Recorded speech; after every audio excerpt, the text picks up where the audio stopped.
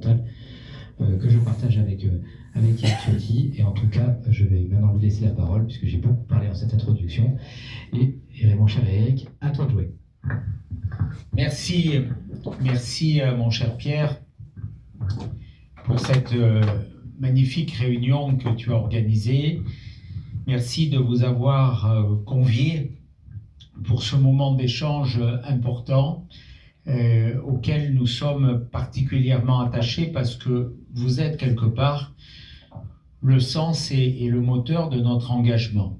Vous êtes des responsables économiques, vous êtes des chefs d'entreprise, vous êtes des acteurs du dynamisme de notre territoire et donc la richesse de ce territoire, son avenir, son développement, sa croissance dépendent de vous. Elles dépendent aussi de la relation que les élus que nous aspirons à être pour devenir demain les gestionnaires de ce territoire, la ville et la métropole, doivent être demain vos partenaires. Je ne crois pas, et en tout cas ce n'est pas ma conception de l'action publique, que tout dépend des élus. Notre rôle, je le conçois comme tel en tout cas, est d'être des facilitateurs. La richesse, c'est vous qui la créez.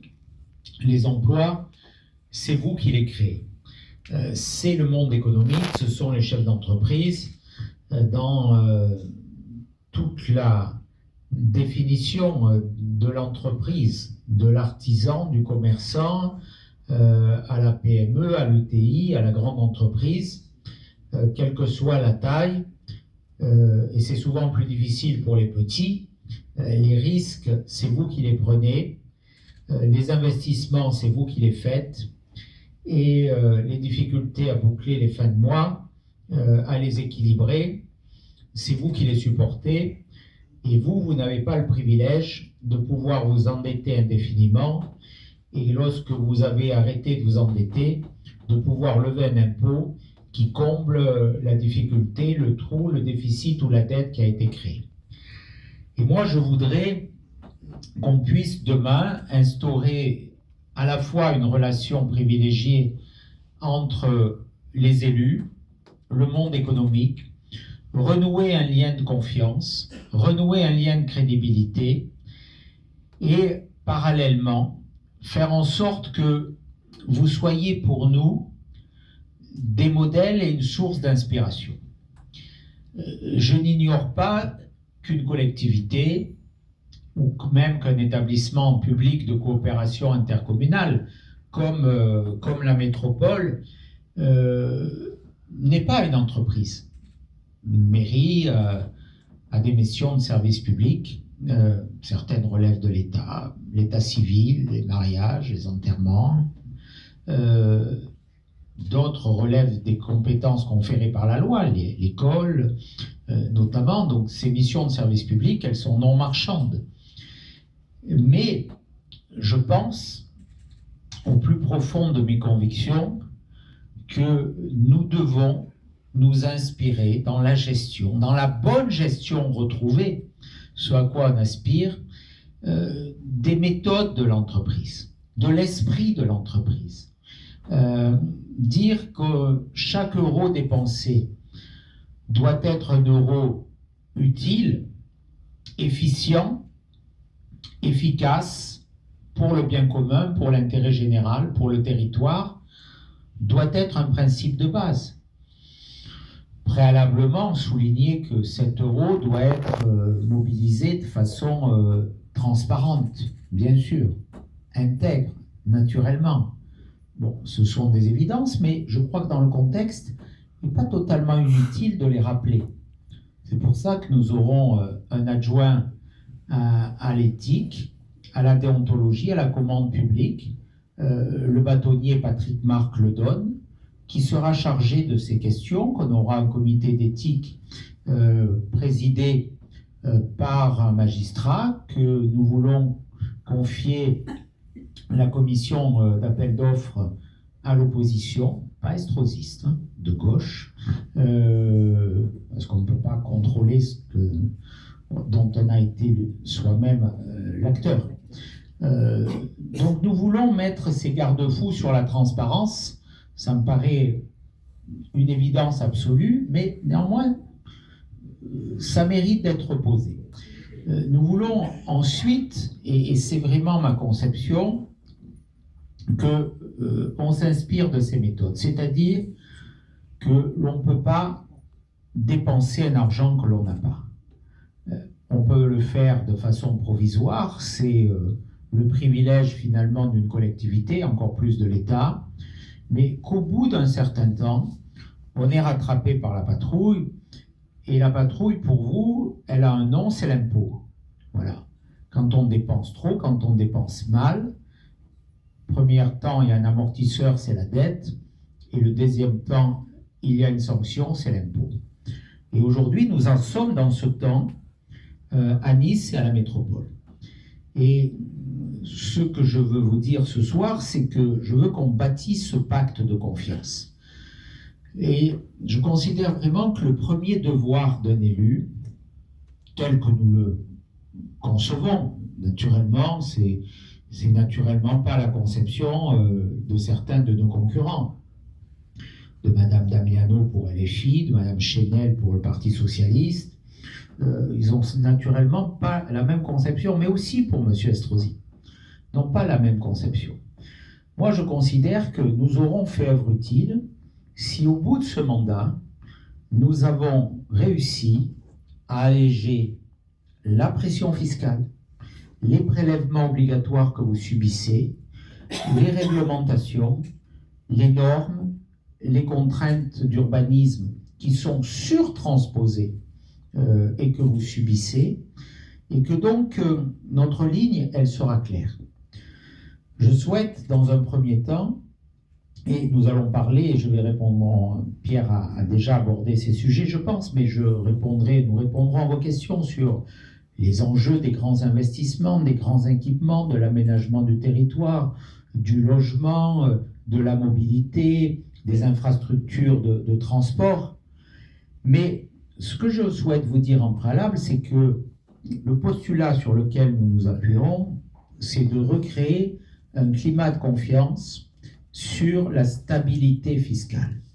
Ce qui tue notre pays aujourd'hui, et ce qui est aujourd'hui la source de l'arrêt de l'investissement dans notre pays, et ça relève du national, c'est la volatilité, l'instabilité fiscale, tout autant que la croissance permanente des prélèvements obligatoires. Comme on ne sait pas à quelle sauce fiscale on va être mangé, l'investissement s'est arrêté, on est dans cette incertitude nationale. Et je voudrais qu'au plan local, et quand je dis ça, je suis en conformité avec ce que je crois, ce que je défends au plus profond de mes convictions à l'Assemblée nationale, dans mon engagement politique, à la tête d'un parti national, des projets qu'on a portés dans ce cadre, c'est qu'au niveau local, eh bien, on applique ce à quoi je crois, et ce que nous croyons avec Pierre, et on en a suffisamment parlé à de multiples reprises au cours des années écoulées, en disant mais on est totalement d'accord. Ce qui nous a conduit à un moment, à la veille de ces élections, à dire mais il faut, comme on est d'accord, eh bien unissons-nous pour mettre en application ces actes. Et donc je voudrais, c'est le premier engagement, c'est que nous remettions de l'ordre dans les comptes, et remettre de l'ordre dans les comptes, c'est l'affaire de ceux qui vont diriger la ville et la métropole. C'est dépenser moins, c'est dépenser mieux. Et je peux vous dire, parce que je ne tiens jamais un discours corporatiste sur les collectivités locales. J'entends souvent les élus de tous bords, de toutes strates, que ce soit les communes, les départements, les régions, dire on est asphyxié par l'État, on est étranglé, on ne peut plus. Il y a une part de vérité dans la diminution des dotations de l'État qui impose des normes et qui enlève des recettes.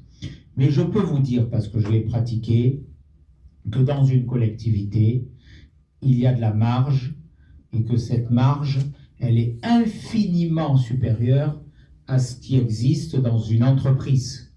Et que donc, si on applique cet esprit qui commande à la gestion d'une entreprise, à une collectivité, on va faire des gains, on va faire des économies substantielles, voire considérables, et qui vont nous permettre de finalement réaliser ce qui pour moi est le premier objectif. Créer pour vous un tissu favorable à la croissance, au développement économique et à l'emploi. Remettre de l'ordre dans les comptes dans deux collectivités. Métropole n'est pas une collectivité, mais quasiment. Aujourd'hui, quelle est la situation ? On peut tenir tous les discours, on peut appeler tous les instituts plus ou moins bidons, on peut faire dire tout ce qu'on veut à toutes les études, mais vous avez pu mesurer au cours des dernières années l'évolution de la fiscalité, celle qui pèse sur vous en tant que citoyen, en tant que ménage, en tant que propriétaire, et celle qui pèse sur vos entreprises. Et ça ne peut pas mentir, parce que vous êtes tous des auditeurs des comptes publics. La réalité, quelle est-elle ? Il y a aujourd'hui à peu près 3,3 milliards d'euros de dettes agrégées entre la ville et la métropole. La plupart des compétences sont désormais à la métropole. La dette de la ville est dans une situation dans la moyenne haute des collectivités comparables, mais acceptable. 550 millions d'euros, c'est ce qui d'ailleurs est regardé par les cabinets aujourd'hui. Là où est la situation extraordinairement périlleuse, c'est la métropole. La métropole, la dette officielle est de 1,7 milliard d'euros. Au compte administratif 2024, on ne connaît pas, le maire ne le savait pas hier soir, mais on ne connaît pas encore le compte administratif 2025, c'est l'état des lieux de l'année 2025. La direction départementale des finances publiques notifie le compte administratif en avril à peu près aux collectivités locales, et là on découvrira la réalité de la situation. Mais si on prend 2024, on a 1,7 milliard de dette à métropole, 550 millions d'euros à la ville, ça fait 2,2 milliards.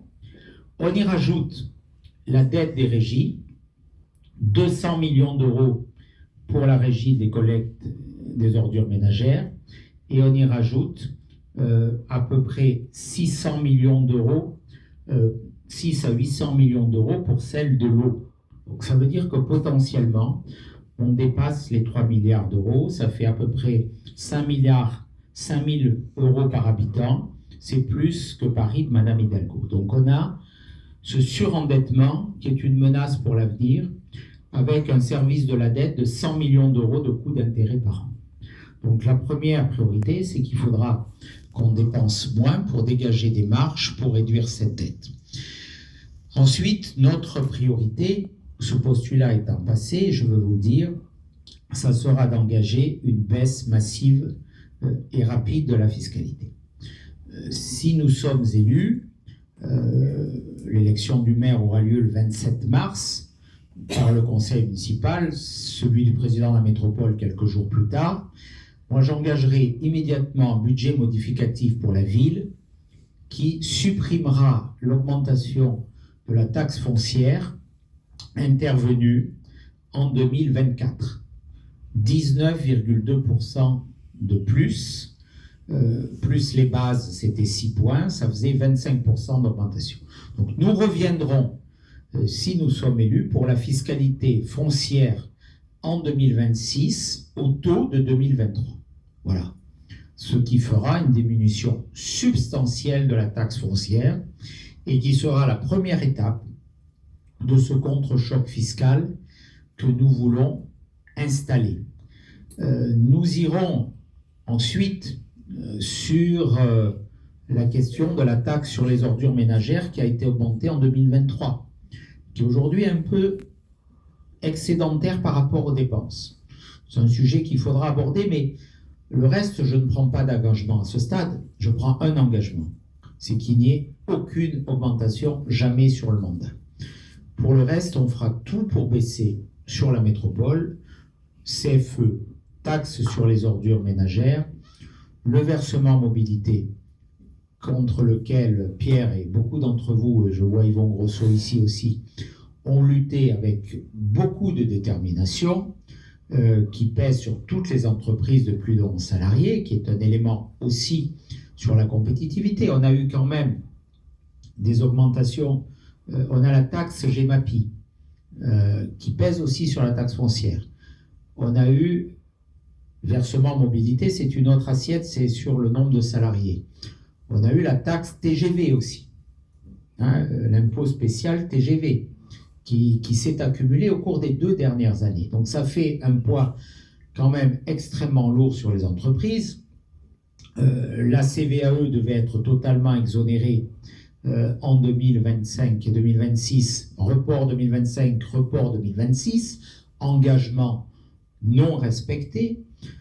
Vous avez, ça c'est pas la ville ou la métropole, la C3S qui pèse aussi. Nous avions voté un amendement cette année pour supprimer la C3S, qui a été adopté, et ça a été supprimé par le 49.3. Donc vous avez ces impôts de production qui pèsent du fait d'une mauvaise gestion nationale depuis trop longtemps, et notre rôle au plan local, c'est de vous créer ce tissu favorable. Voilà, je voulais insister sur ce levier fiscal, sur cet engagement, et au-delà sur ce pacte de confiance, parce que c'est le préalable à une relation durable. Alors la confiance, ça ne se décrète pas, ça se prouve. Et vous aurez ce premier geste au mois d'avril, et ensuite on tracera une route qui visera à réinstaller la confiance. Un des moteurs de l'attractivité d'un territoire, il y en a beaucoup, il y en a plusieurs, mais c'est le levier fiscal. Dans la compétition des territoires, eh bien, il faut qu'on soit compétitif au plan fiscal. Et contrairement à ce qui était dit, eh bien, la taxe foncière est à Nice la plus élevée de toutes les métropoles de France. C'est la réalité. Et l'Institut Montaigne l'a dit, alors pour être honnête, il y a 4 € de plus, je crois, à Bordeaux, et c'était en plus sur la ville et pas sur la métropole. Donc sur la métropole, on est, et de très loin, les plus élevés, comme sur la dette, Nice et métropole, on est les plus élevés. Premier point, cet engagement, décrue fiscale, stabilité, lisibilité. Ensuite, il y a un sujet sur la déréglementation. Je crois que Pierre, je pense que tu en as parlé. Ce que nous devons aussi, c'est ne pas surrajouter, surtransposer. On est dans un pays qui est un des champions du monde ou d'Europe des normes. Ça nous coûte 4 points de croissance. C'est pas moi qui l'ai dit, c'est M. Bayrou à la tribune de l'Assemblée nationale quand il était Premier ministre, en disant que la réglementation, la surréglementation française coûtait 4 points de PIB, c'est-à-dire plus de 100 milliards d'euros par an à la France. Vous vous rendez compte ce qu'on pourrait faire avec cela? Donc il ne s'agit pas ici, notamment en termes de logement, en termes d'immobilier, en termes de permis de construire, en termes de PLU, d'être plus royaliste que le roi et d'aller encore au-delà des normes. Voilà, il faut que sur le PLU, notamment sur la construction, sur les droits à bâtir, on se restreigne pas plus que l'autorisent nos propres textes. Donc ça, je le dis, on m'a fait dire beaucoup de choses. Vous savez, on est dans le règne de la rumeur. J'étais contre les Jeux Olympiques, j'étais contre beaucoup de choses, je veux arrêter tous les équipements, je veux arrêter tous les événements. Bon, tout se dit, c'est la période. Clémenceau disait, on ne ment jamais autant qu'avant une élection, que pendant la guerre et qu'après la chasse. La guerre, on y est presque. Les élections, nous y sommes. La chasse, ça peut m'arriver, mais j'évite de le faire sur le premier plan. Et je crois que le moment, au contraire, il doit être celui de la vérité. Voilà. Et moi, je veux aussi dénoncer ce discours. Je ne suis pas malthusien, je suis libéral. Je crois en l'entreprise, mais je crois que la richesse, elle n'est pas créée par la puissance publique. La richesse, elle est créée par l'entreprise, par les acteurs économiques. Et c'est cela qui me différencie avec certains de mes concurrents. Voilà. Et c'est vrai qu'on a une conception. On a une conception différente. Mais je pense qu'à la fin, c'est ceux qui ont cette vision qui font progresser et qui lui donnent de la force. Donc sur la réglementation, aujourd'hui, Alors c'est un débat national, mais comment on peut accepter intellectuellement qu'on ait quelqu'un à Marseille qui vote un SRADET, qui vienne nous dire combien on construit à Reims-Place, quoi. Voilà, ce n'est pas possible. Qu'on ait les SCOT, le SRADET, le LUM, qui viennent tout autant, quelquefois se contredire et qui additionnent des contraintes, des normes, des blocages. Et je le dis devant nos conseillers régionaux, je salue Laurent Meringotte, je salue tous nos élus qui sont ici. Donc il faut qu'on ait aussi cet engagement, aller le plus loin possible sur la déréglementation, qu'on ait un service à la métropole d'instruction des permis de construire qui ne mette pas des obstacles, qui ne soit pas quelqu'un qui cherche. Et ça, c'est le mal de l'administration française, locale ou nationale. On a l'impression que ceux qui sont là sont faits pour trouver le moyen de bloquer. Moi, je souhaite demain qu'on insuffle un climat où ceux qui ont un permis de construire soient là pour aider à le sortir et pas pour trouver le moyen pour le bloquer. Le scarabée à pointe rose et à queue blanche avec la plume sur l'oreille droite pour empêcher qu'on construise. Nous aurons une logique totalement différente. Voilà, deuxième volet. Ensuite, il y a ce qui relève de l'ambition qu'on a pour le territoire.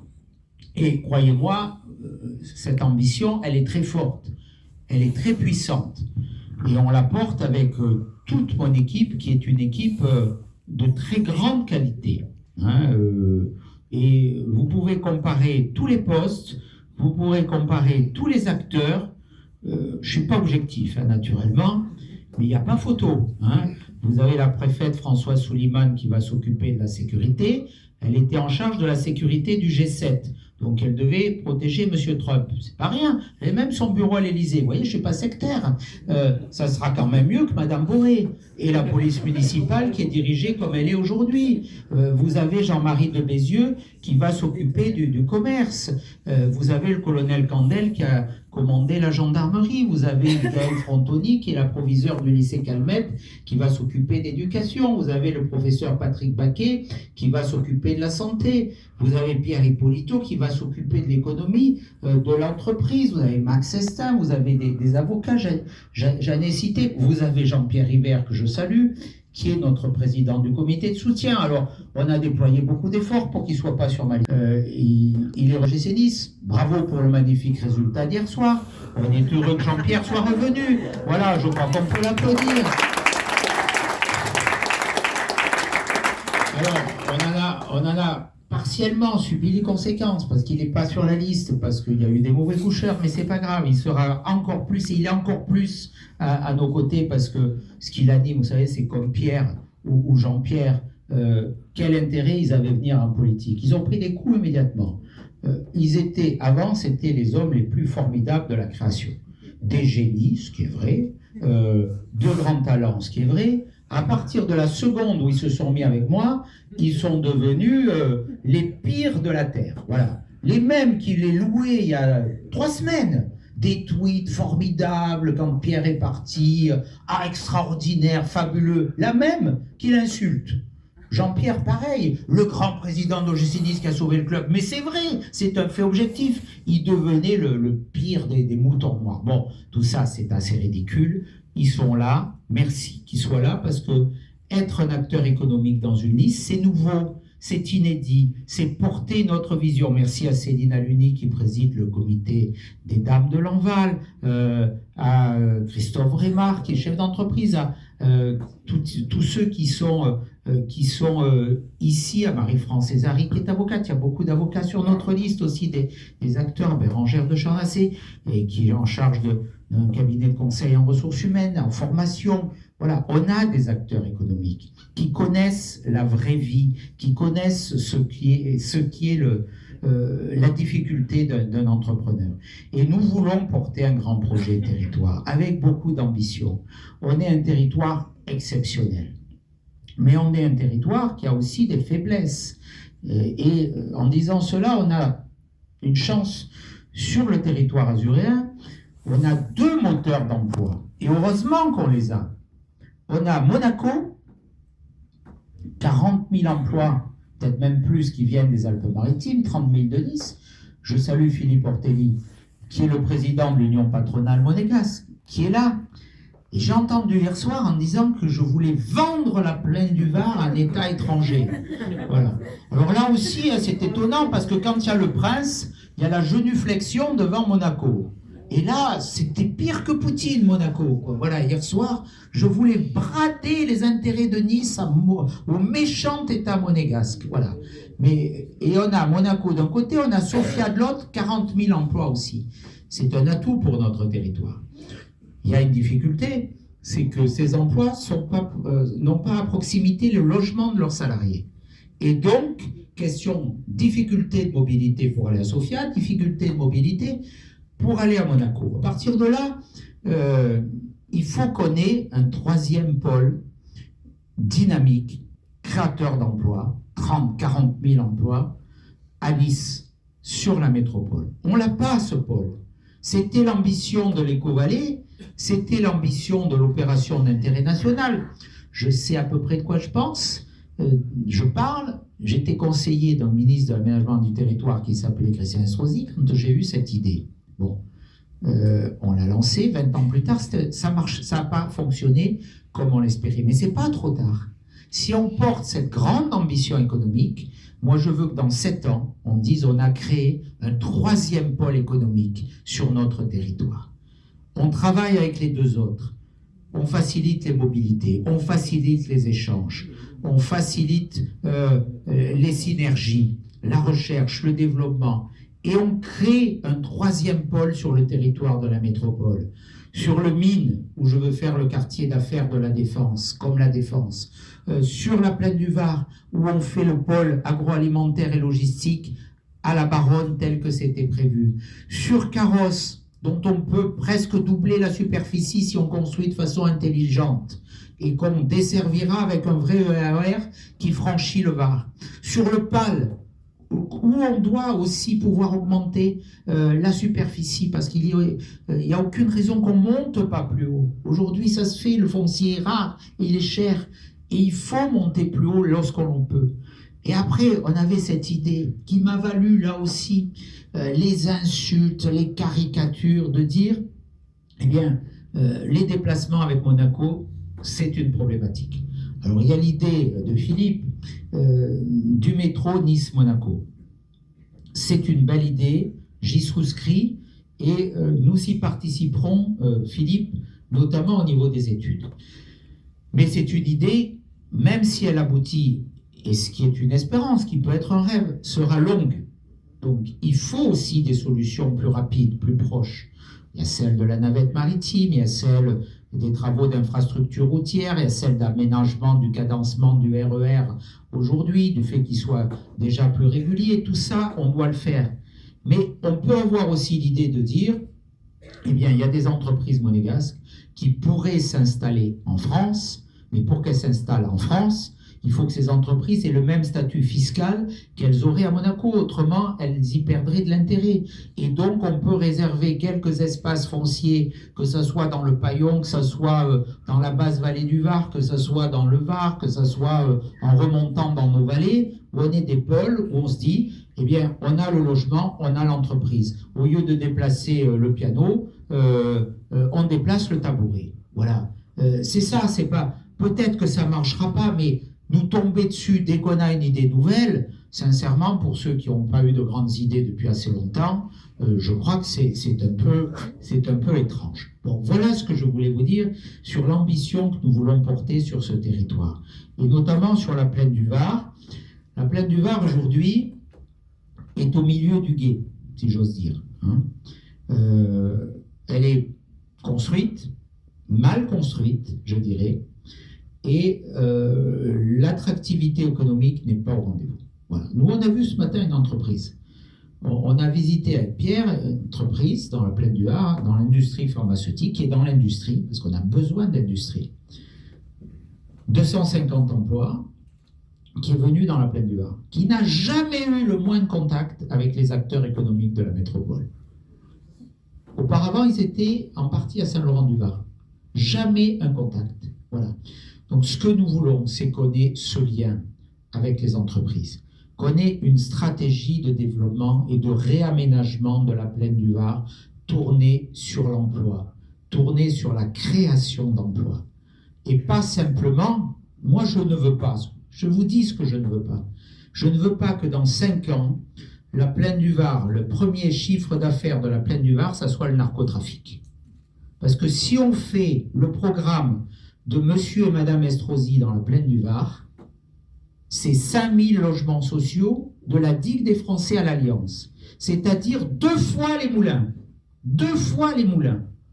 Il y a 2200 logements sociaux au moulin aujourd'hui, après en avoir supprimé 1000, avec 500 millions d'euros d'argent public de l'ANRU, dont une partie très importante des collectivités, avec le résultat que l'on connaît. Si demain on va dans la même direction, on aura le même résultat. Eh bien moi, ce n'est pas mon ambition et je m'opposerai de toutes mes forces à ce qui est cette orientation, je le dis très clairement. Donc nous porterons ce message.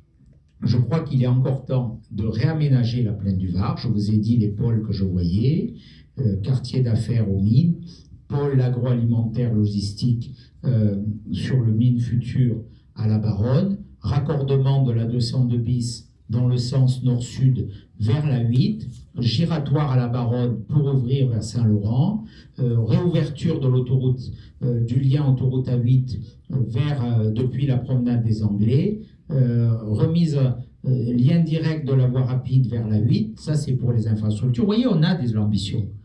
On a de l'ambition pour le logement. Nous voulons vendre les 7000 logements hors métropole de Côte d'Azur Habitat. Et nous voulons, avec Jean-Pierre, les consacrer à la rénovation du parc vétuste et d'autre part de les insuffler dans une SEM ou dans une SPL, dans un acteur qui associe le privé et le public pour la construction de logements et notamment pour la construction de logements intermédiaires d'actifs. Voilà, mes amis, globalement, ce que nous voulons porter sur ce territoire et avec une grande réflexion à l'est aussi. Si vous montez en surplomb au Mont-Boron, au Mont-Alban, vous regardez l'est de la ville de Nice, 1/3 de la superficie de la vallée autour du Paillon, de l'est de Nice, ce sont les terrains de la SNCF. Il y a des espaces fonciers qu'on peut aménager, qu'on peut consacrer au dynamisme économique. Voilà sur le grand aménagement du territoire. Ensuite, et je le dis en saluant le député Bernard Schex qui nous rejoint, il y a aussi la question du commerce et du petit commerce du centre-ville. Nous devons avoir une nouvelle politique d'urbanisme commercial. Les boîtes à chaussures en périphérie tuent le commerce de centre-ville. Et une ville sans commerce de centre-ville est une ville fragilisée, est une ville où les commerces traditionnels laissent la place aux nouveaux commerces. Barbeurs, épicerie de nuit, téléphonie, qui sont, disons-le très clairement, pour la plupart, des instruments de blanchiment de l'argent sale, contrebande, je le dis devant le vice-président du syndicat des buralistes, contrebande de cigarettes notamment. Donc il faut qu'on reprenne aussi la politique du commerce de centre-ville, promotion, préemption, structure de préemption, mais aussi stationnement et circulation. Parce que le principal obstacle aujourd'hui au dynamisme du commerce de centre-ville, c'est l'absence de stationnement, c'est l'absence de circulation. Donc il faut arrêter avec la politique des pots de fleurs dans des arbres qui obstruent les façades des commerces, qui empêchent le stationnement, qui bloquent la circulation. Moi, tout ça, c'est de la fausse écologie. C'est pas ça qui va sauver la planète, mais c'est sans doute ça qui va nous tuer. Donc, on remettra tout ça à plat, on sera beaucoup plus cohérent dans les perspectives d'aménagement. Voilà, mes amis, j'ai été long, très long, trop long, mais je voulais quand même brosser à grands traits ce que nous voulons faire, ce à quoi nous croyons, avec quelle équipe, avec quelle ambition. Moi, je ne suis pas moins ambitieux pour mon territoire que quelqu'un d'autre. Voilà. J'ai une vraie ambition qui repose sur vous, une vraie ambition qui repose sur la création d'emplois. Et je veux que dans 7 ans, si vous nous faites confiance, eh bien, on vienne faire le bilan Et le bilan, ce ne sera pas le nombre de fonctionnaires dans une collectivité. Le bilan, ça sera le nombre d'emplois. Quand je vois, il y a un chiffre, je l'ai cité hier soir au débat, dans l'enquête de l'Institut Montaigne. On a un taux d'emploi, on a 400 salariés pour 1000 habitants à Nice. La moyenne des 12 plus grandes villes de France, c'est 700 salariés pour 1000 habitants. Voilà, on est presque 2 fois moins en termes d'emploi. Eh bien, c'est ça le paramètre qu'il faudra bouger, et ce paramètre, on ne le bougera pas. C'est vous qui le ferez bouger si on vous donne les moyens de le faire. Voilà notre pari, voilà notre défi, mais je suis convaincu qu'avec vous, on y parviendra. En tout cas, nous, on a la détermination, la volonté, et j'ajouterai le courage de le faire. Merci de nous avoir écoutés.